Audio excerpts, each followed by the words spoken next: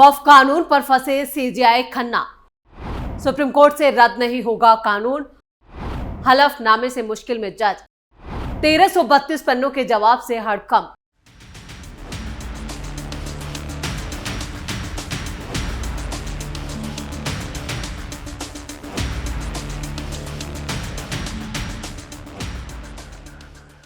नमस्कार, आप सभी का बहुत बहुत स्वागत है। आप देख रहे हैं स्पेशल स्टोरी। मैं हूं परवीन शेख।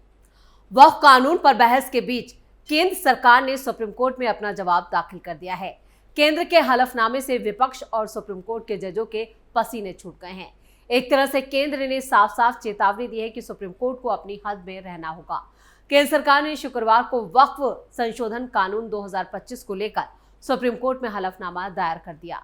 हलफनामे में वक्फ कानून की वैधता को चुनौती देने वाली याचिकाओं को खारिज करने का अनुरोध करते हुए कहा गया कि अदालतें किसी वैधानिक प्रावधान पर डायरेक्ट और इनडायरेक्ट रोक नहीं लगा सकती, वो सिर्फ वैधता की समीक्षा कर सकती हैं।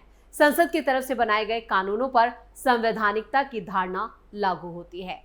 सरकार का 1332 पन्नों का हलफनामा। इसके साथ ही 1332 पन्नों के प्रारंभिक जवाबी हलफनामे में केंद्र सरकार ने कानून का बचाव करते हुए कहा कि चौंकाने वाली बात यह है कि 2013 के बाद वक्फ जमीन में 20 लाख हेक्टेयर से ज्यादा की बढ़ोतरी हुई है। इसके लिए निजी और सरकारी संपत्तियों पर अतिक्रमण किया गया और वक्फ के पहले के प्रावधानों का गलत इस्तेमाल किया गया। सरकार ने कहा कि संसद ने अपने अधिकार क्षेत्र में काम किया है ताकि ये सुनिश्चित किया जा सके कि वक्फ जैसी संस्थाओं को प्रबंधन इस तरह से हो कि उनमें आस्था रखने वाले और समाज के लोगों का भरोसा बना रहे और धार्मिक स्वायत्तता का उल्लंघन ना हो।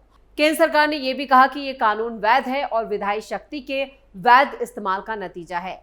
सुप्रीम कोर्ट ने 17 अप्रैल को याचिकाओं पर सुनवाई के दौरान 7 दिन में जवाब दाखिल करने का आदेश दिया था। अब इस मामले में सुप्रीम कोर्ट जो सुनवाई करेगा वो 5 मई को होगी और देखना होगा कि इस पूरे मामले पर सुप्रीम कोर्ट का क्या रुख रहता है। धार्मिक स्वतंत्रता पर फैलाई जा रही हैं अफवाहें। हलफनामे में यह भी कहा गया है कि ये अफवाहें फैलाई जा रही हैं कि नए कानून के तहत धार्मिक आजादी के मौलिक अधिकारों को छीन लिया जाएगा।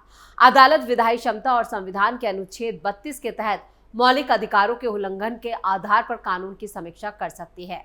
सरकार ने कहा कि प्रमुख राजनीतिक दलों के सदस्यों वाली सदस्य कमेटी की तरफ से यहाँ पर काफी व्यापक और गहन और विश्लेषणात्मक अध्ययन के बाद कानून में ये बदलाव किए गए और इस संशोधन से किसी भी व्यक्ति के वक्फ बनाने के धार्मिक अधिकार में कोई भी हस्तक्षेप नहीं होता। ये संशोधन सिर्फ प्रबंधन यानी मैनेजमेंट और ट्रांसपेरेंसी के लिए किया गया है। वक्फ पर सुप्रीम कोर्ट में अड़ी मोदी सरकार। केंद्र सरकार ने शुक्रवार को सुप्रीम कोर्ट में साफ कर दिया कि संसद के बनाए गए वक्फ अमेंडमेंट एक्ट 2025 पर किसी भी तरह की आंशिक या पूर्ण अंतरिम रोक नहीं लगाई जानी चाहिए। सरकार ने यह भी कहा है कि ऐसा करना संविधान में स्थापित शक्ति विभाजन के संतुलन को प्रभावित करेगा।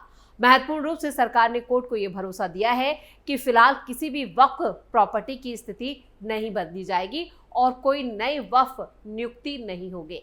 इस कानून को चुनौती देने वालों में कांग्रेस, आम आदमी पार्टी, डीएमके, सीपीआई और बिहार के सीएम नीतीश कुमार की पार्टी जेडीयू भी शामिल है। जेडीयू इस वक्त बीजेपी की सहयोगी है और ये खास तौर से महत्वपूर्ण है क्योंकि बिहार में इस साल के आखिर में विधानसभा चुनाव भी होने वाले हैं। धार्मिक संगठनों जैसे Jamiat Ulemae Hind, All India Muslim Personal Law Board ने भी सुप्रीम कोर्ट में इस कानून के खिलाफ याचिकाएं दायर की हैं। कुछ याचिकाकर्ताओं ने कानून को पूरी तरह से रद्द करने की मांग की है, जबकि कुछ ने सिर्फ उसकी क्रियान्वयन में रोक लगाने की अपील की है। वक्फ परिषद में गैर मुस्लिमों पर क्या कहा। केंद्रीय वक्फ परिषद और राज्य वक्फ बोर्ड में गैर मुसलमानों को शामिल करने को लेकर उठ रहे सवालों पर सरकार ने कहा है कि केंद्रीय वक्फ परिषद सिर्फ एडवाइस देने का काम करती है, ना कि जमीनों का मैनेजमेंट। वहीं राज्य वक्फ बोर्ड के नेचर को सेकुलर माना जाता है।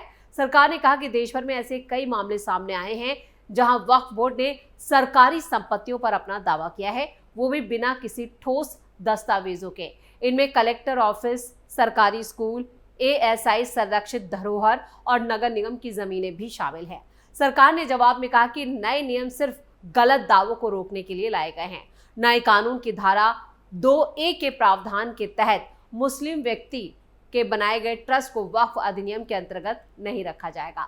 सरकार ने कहा कि सुप्रीम कोर्ट ने अपने कई फैसलों में इस बात को साफ किया है। केंद्र ने यह भी साफ किया है कि उसने कुछ कंट्रोवर्शियल प्रावधानों पर फिलहाल के लिए रोक लगा दी है, जैसे कि वक्फ बोर्ड में नई नियुक्ति नहीं होगी और पुरानी वक्फ जमीनों पर किसी भी तरह की कार्रवाई नहीं होगी। इसके अलावा सरकार ने सुप्रीम कोर्ट से यह भी अनुरोध किया कि वो अधिनियम के प्रावधानों पर अंतरिम रोक ना लगाए, क्योंकि संसद के बनाए कानून पर संवैधानिक उसे माना जाता है और ये उसका अधिकार क्षेत्र है। अब सुप्रीम कोर्ट इस मामले में जो सुनवाई है वो 5 मई को करने वाला है, तब तय होगा कि यहाँ पर मामला कहाँ तक आगे बढ़ता है। फिलहाल तो ये मामला और भी ज्यादा लंबा चलने वाला है, क्योंकि जिस तरह से केंद्र सरकार ने अपना जवाब दाखिल किया है उससे साफ है कि मोदी सरकार सुप्रीम कोर्ट में पूरी तरह से अड़ गई है और इस कानून पर सुप्रीम कोर्ट इस तरह का कोई फैसला नहीं दे सकता जो उसकी संसदीय ताकत को चुनौती देता हो। वक्फ कानून मामला पीछे गया। जम्मू कश्मीर की पहलगांव की घटना और उससे पहले पाकिस्तानी सेना के प्रमुख जनरल असीम मुनीर की भड़काऊ भाषण ऐसे वक्त पर हुआ है जब भारत में कई किस्म के वक्फ को लेकर जो विवाद चल रहा है। एक बड़ा विवाद वक्फ संशोधन कानून का है, जिसे सरकार ने संसद के बजट सत्र में पास किया। 3 और 4 अप्रैल को ये बिल लोकसभा और राज्यसभा से पास हुआ। 6 अप्रैल को राष्ट्रपति ने इसको मंजूरी दी और केंद्र सरकार ने 2 दिन के बाद इसे लागू करने की जो नोटिफिकेशन है उसे जारी कर दिया। इस कानून के खिलाफ 2 स्तर पर लड़ाई चल रही है। एक लड़ाई सुप्रीम कोर्ट में, जहां 70 से ज्यादा याचिकाएं दायर की गई हैं, तो दूसरी लड़ाई सड़क पर चल रही है, जिसका नेतृत्व all India Muslim Personal Law board कर रहा है। पहलगांव की घटना ने वक्फ की लड़ाई से देश का ध्यान हटा दिया है। गौरतलब है कि all India Muslim Personal Law board यानी AIMPLB ने 10 अप्रैल से 87 दिन के विरोध प्रदर्शन का ऐलान किया था और कहा था कि 7 जुलाई तक उसका विरोध प्रदर्शन चलेगा। इस दौरान वक्फ कानून के खिलाफ 1 करोड़ लोगों के दस्तखत जुटाए जाएंगे और उन्हें PM मोदी को भेजा जाएगा।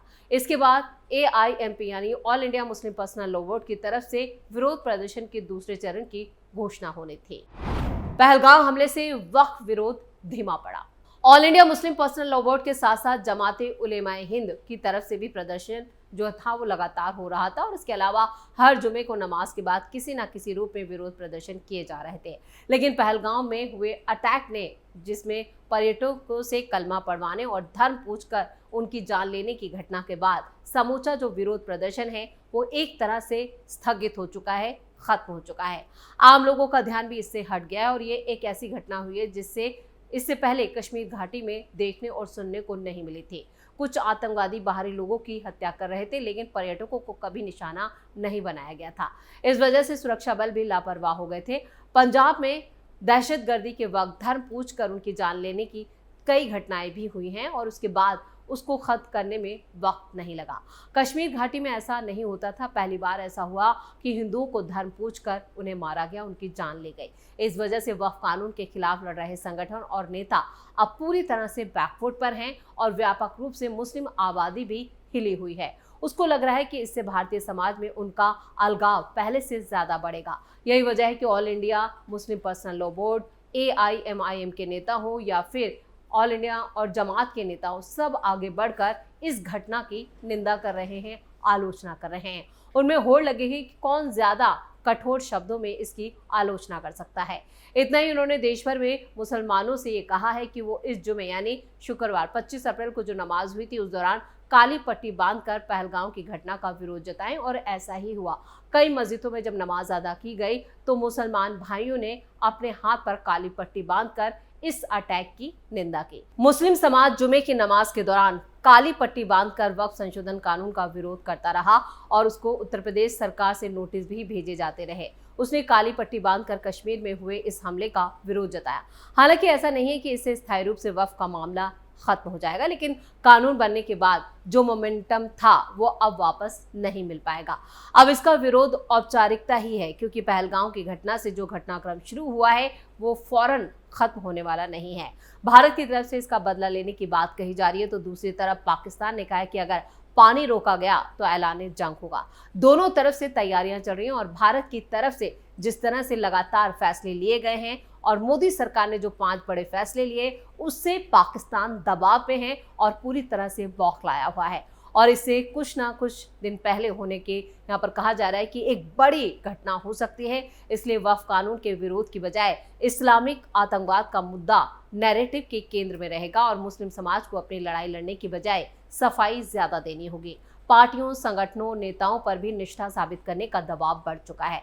ऐसा लग रहा है कि मुनीर और आईएसआई के हैंडलर्स ने अपनी घरेलू राजनीति बचाने के चक्कर में भारत के मुसलमानों के लिए समस्याएं खड़ी कर दी हैं और बैठे बिठाए बीजेपी को नैरेटिव बदलने का एक जरिया दे दिया है।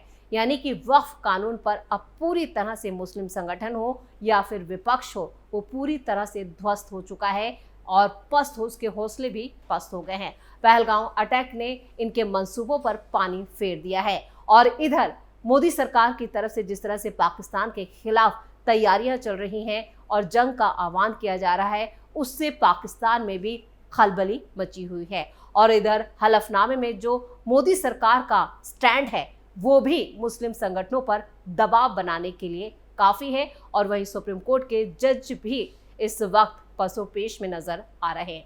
अब 5 मई को इस मामले की सुनवाई होगी। देखना होगा कि वक्त पर सुप्रीम कोर्ट का क्या रुख रहता है।